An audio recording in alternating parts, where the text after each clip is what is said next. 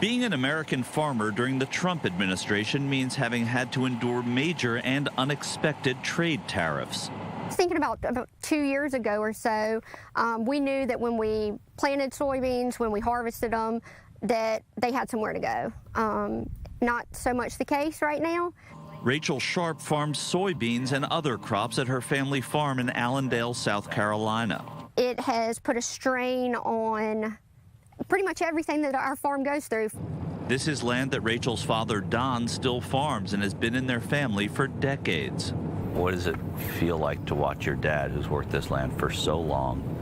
What does that do to you to see him under the pressure of this? Makes me want to do something.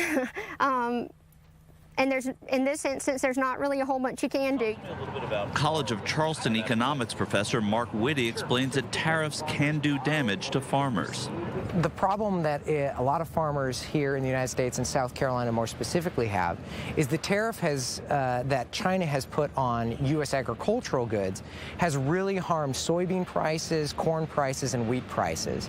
He says that there is little a farmer can do. The price level of commodities are set by markets that farmers have no impact on. James Clyburn, majority whip of the U.S. House and South Carolina's highest-ranking member of Congress, is angry. Tariffs simply means tax at the border. But the federal government subsidies are what particularly irk Clyburn. People are more interested in trade than there are in aid.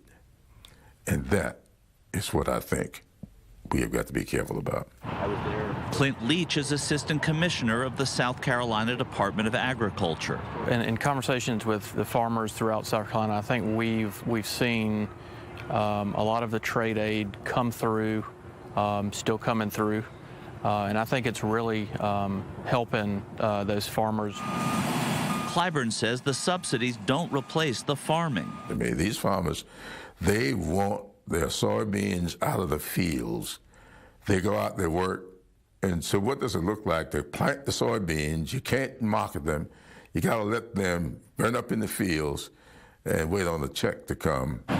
The congressman fears that the subsidies hinder generational farming in the South. You can't build up an industry for your successors on aid. And I think it's our job to help guide farmers, not just for tomorrow, but for 10, 15, 20 years down the road.